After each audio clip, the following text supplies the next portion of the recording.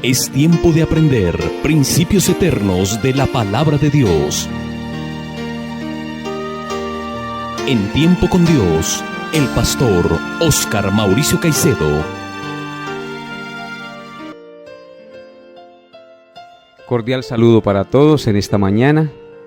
Damos gracias a Dios por la oportunidad que nos da de reunirnos una vez más para estudiar su bendita palabra a través de este medio de comunicación.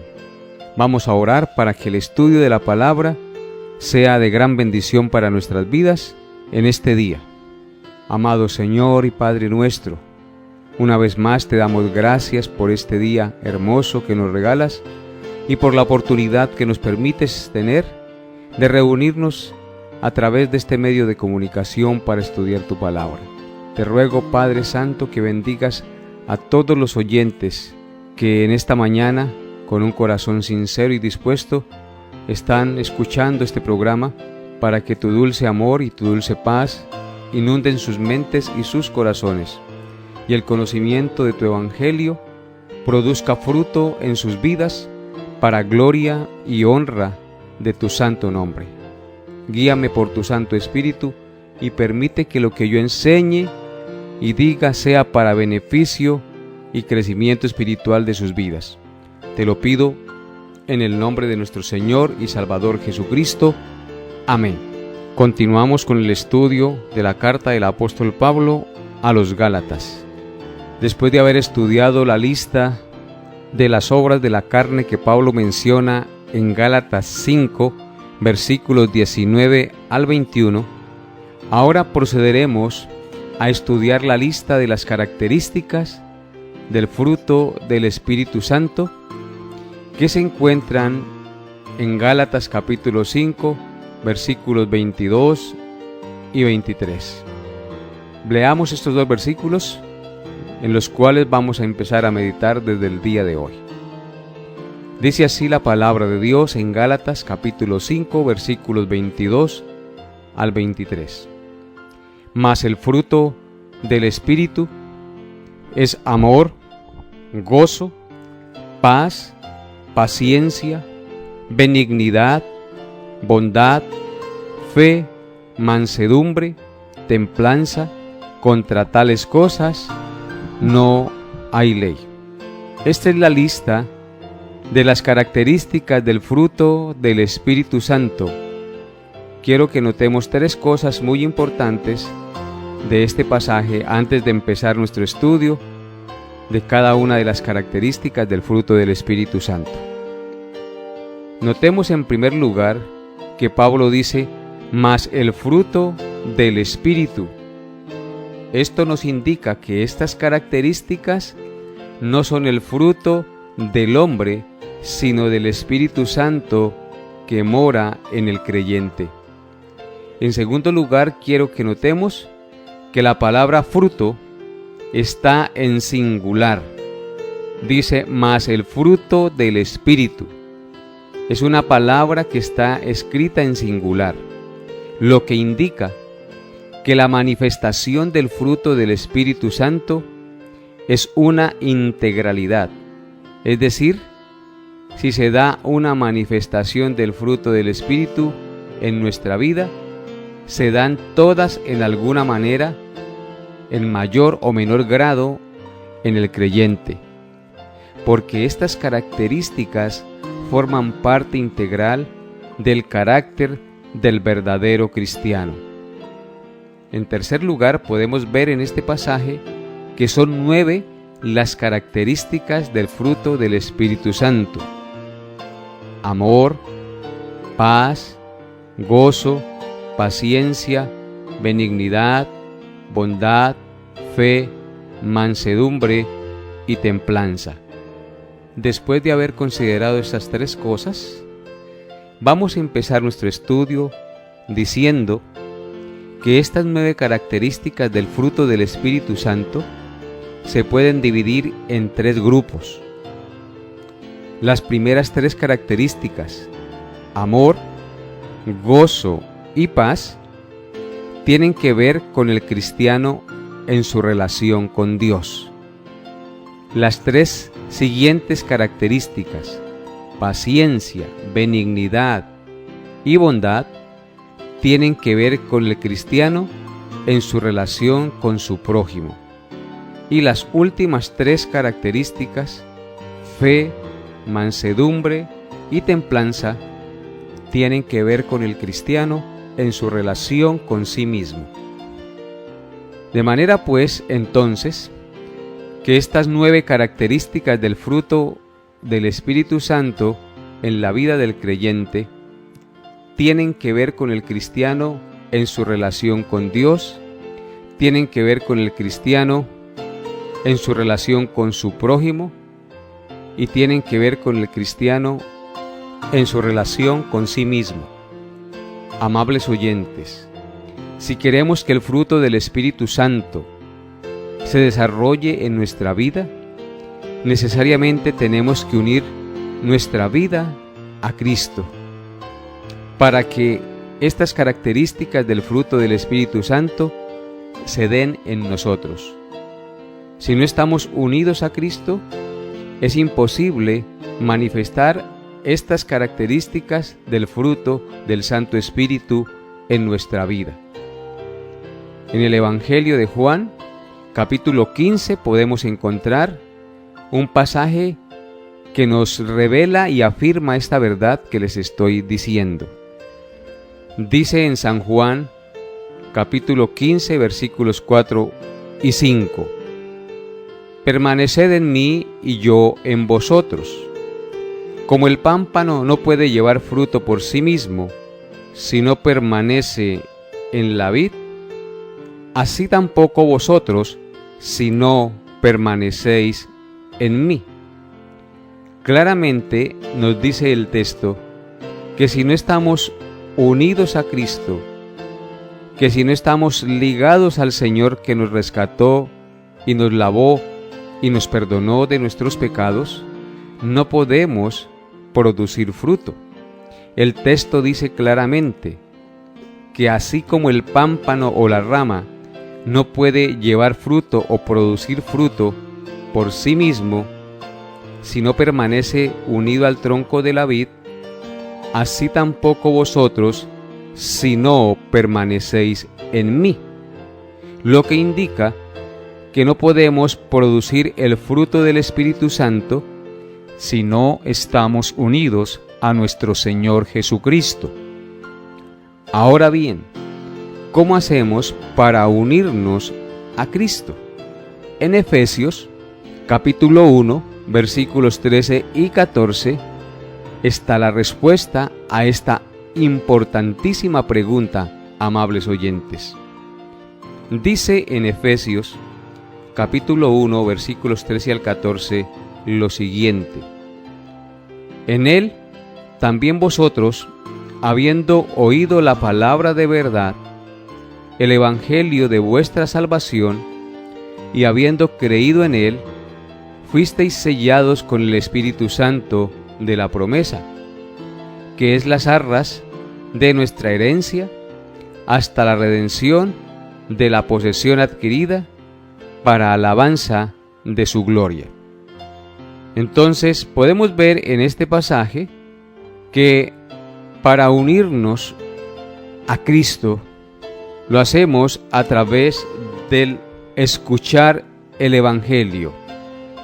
Dice el texto que leímos: En él también vosotros, habiendo oído la palabra de verdad, el evangelio de vuestra salvación, y habiendo creído en él, fuisteis sellados con el Espíritu Santo de la promesa. Claramente el pasaje nos indica cómo hacer para unirnos a Jesucristo y tener el fruto del Espíritu Santo. Dice el texto que cuando oímos la palabra, es decir, el evangelio de nuestra salvación, y creímos en él, fuimos sellados con el Espíritu Santo de la promesa. Es decir, el Espíritu Santo vino a ser morada en mí, el Espíritu Santo me marcó y ahora soy templo del Santo Espíritu de Dios por haber creído en el Evangelio de la gracia de nuestro Señor Jesucristo. ¿Cuál es el Evangelio de la gracia de nuestro Señor Jesucristo? Es creer que Cristo vino a este mundo para pagar la deuda de nuestros pecados y que Él cargó nuestros pecados sobre sí, recibiendo el castigo de la ira de Dios que nosotros merecíamos recibir. Es creer que Él no se quedó en la tumba, sino que resucitó al tercer día de entre los muertos, para gloria y honra de su santo nombre, venciendo la muerte y dándonos esperanza a nosotros también, de que si creemos en Él, así también como Él resucitó, nosotros también un día resucitaremos como Él. Y todo esto porque a Él le plació darlo y hacerlo para nosotros, no porque nosotros tuviésemos algo bueno. Entonces es indispensable creer el Evangelio que hemos oído para ser participantes del Santo Espíritu de Dios, porque cuando creemos el Evangelio nos unimos a Cristo, y al unirnos a Cristo Él nos da su Santo Espíritu que nos guía y nos lleva a toda verdad. Y esto es muy importante, amables oyentes. Necesitamos estar unidos a Cristo para producir el fruto del Espíritu Santo en nuestra vida. Si no estamos unidos a Cristo, el Espíritu Santo no estará en nosotros y andaremos según los deseos de nuestra carne y no los deseos del Espíritu Santo de Dios. Ese fruto del Espíritu Santo es amor, gozo, paz, paciencia, benignidad, bondad, fe, mansedumbre, templanza. Una integralidad. El texto, como les dije al comienzo, no habla de manera plural, sino de manera singular. Habla del fruto del Espíritu Santo, no habla de los frutos. Lo que nos indica, amables oyentes, que si nosotros hemos creído en Cristo, tenemos el Santo Espíritu de Dios. Y al tener el Santo Espíritu de Dios, se debe manifestar en nosotros en una o en otra medida todas estas características del fruto del Espíritu Santo de Dios que mora en nosotros. En usted y en mí debe manifestarse el amor, debe manifestarse el gozo, la paz, la paciencia que tanto necesitamos en nuestros días, la benignidad que también tanto necesitamos en nuestro medio, la bondad, la fe, la mansedumbre, la templanza, amables oyentes. Todo esto debe ser característica de un Hijo de Dios que ha nacido del Santo Espíritu de Dios. Así como el buen árbol produce buen fruto, así también todo aquel que ha nacido de Dios debe producir el fruto del Santo Espíritu de Dios en su vida. Y la primera característica que menciona Pablo en esta lista del fruto del Espíritu Santo mencionada en este pasaje es el amor. El amor es la primera virtud del fruto del Espíritu Santo que el apóstol Pablo menciona, y esto lo hace por dos razones fundamentales. En primer lugar, porque el amor es el fundamento y el vínculo que une a las demás virtudes del fruto del Espíritu Santo. Es decir, que si no tengo el amor de Dios en mi vida, no tengo paz, ni gozo, ni paciencia, ni benignidad, ni bondad, ni fe, ni templanza, ni mansedumbre. Noten lo que dice Colosenses 3, versículo 14, acerca de esta verdad. Y sobre todas estas cosas vestíos de amor, que es el vínculo perfecto. El amor es el vínculo perfecto que hace que las demás virtudes se desarrollen en la vida de una persona. Si no está el amor de Dios en nuestros corazones, no podemos experimentar paz ni gozo en el Espíritu. Por esta primera razón, Pablo pone en primer lugar la característica del amor, porque es el fundamento y el vínculo que une a las demás virtudes del fruto del Espíritu Santo.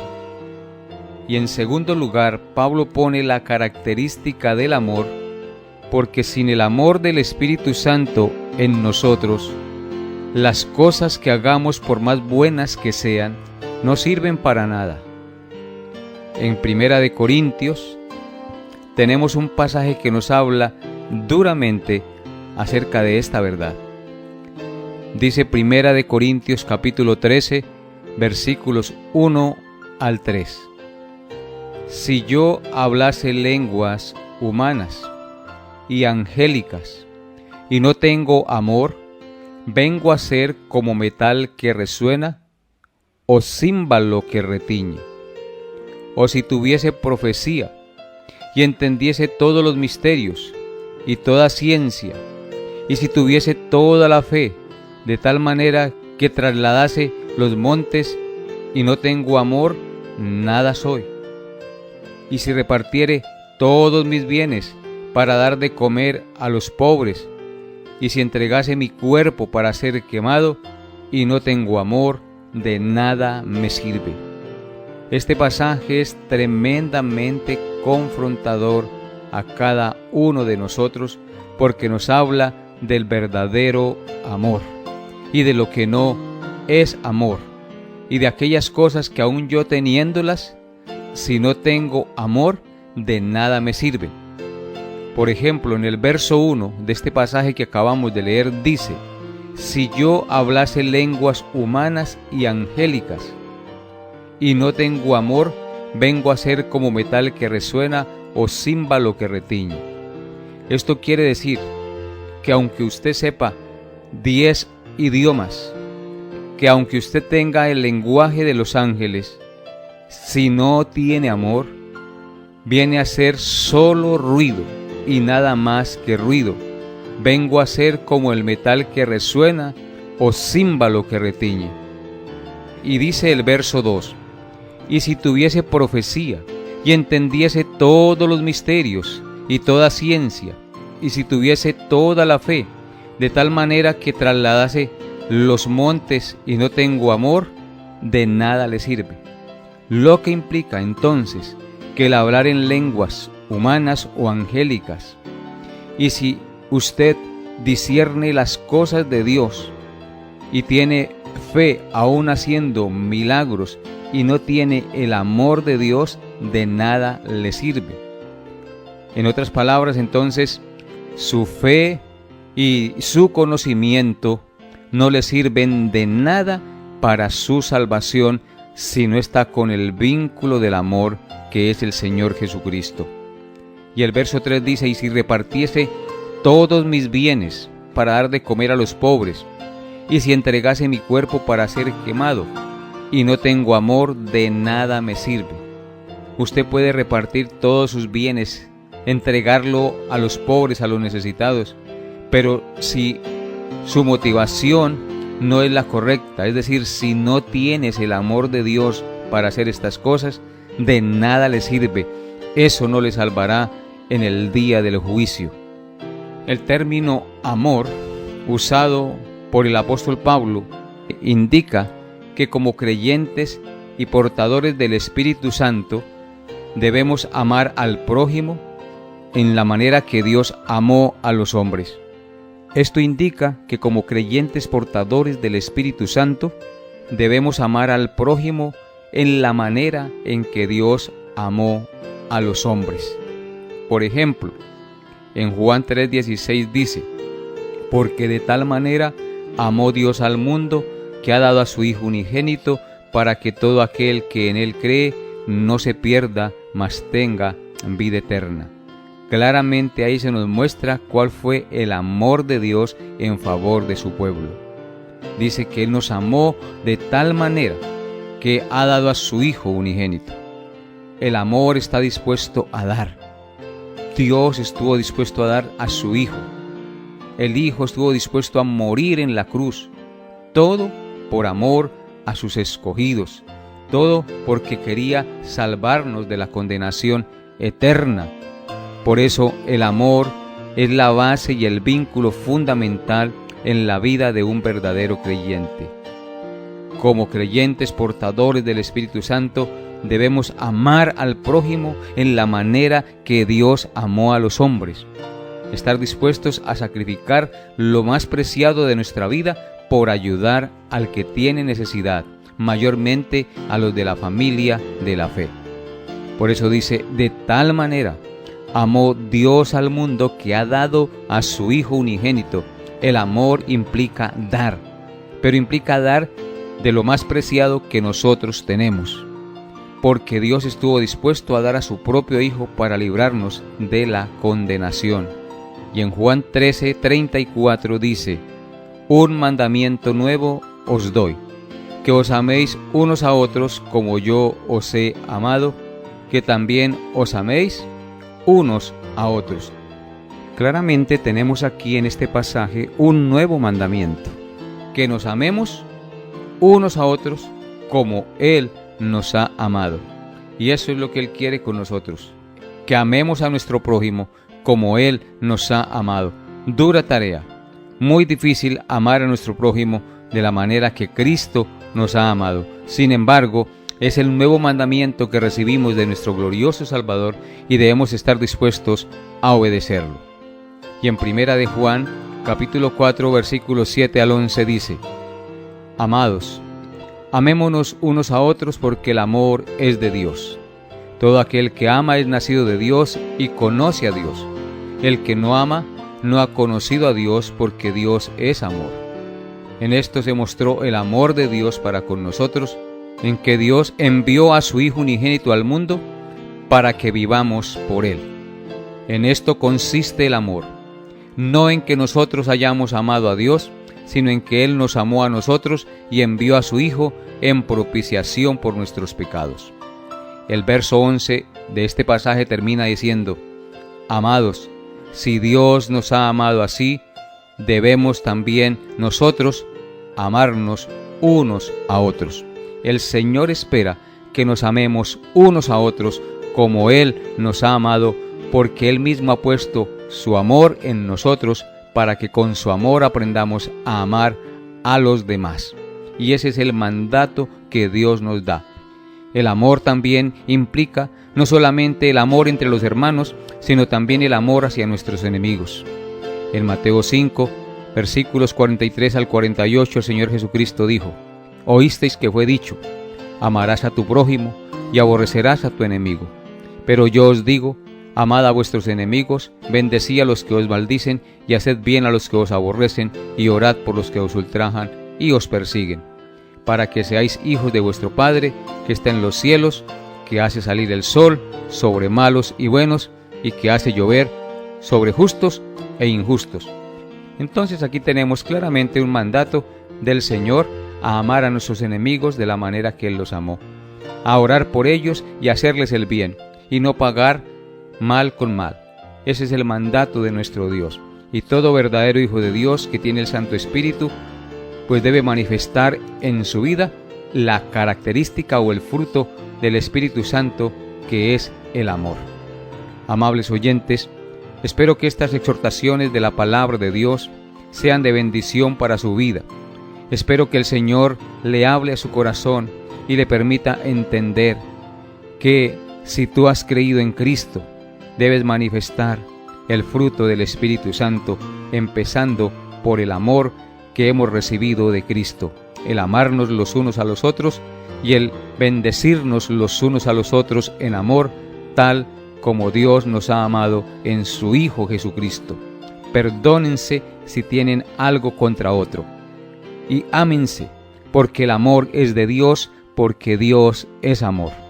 Pensemos siempre en hacer el bien a los demás, porque cuando hacemos el bien a los demás, estamos haciendo evidente y tangible que Cristo es el que gobierna nuestra vida y nuestro corazón, y no los impulsos malvados de nuestro corazón. Dios les llene de su gracia y nos vemos Dios mediante el próximo programa. Bendiciones a todos en Cristo Jesús. Hemos llegado a la parte final de Tiempo con Dios. Agradecemos su fiel sintonía y deseamos que la paz de Dios, que sobrepasa todo entendimiento, guarde sus pensamientos y corazones en Cristo Jesús. Les esperamos en nuestra próxima emisión para tener un tiempo con Dios.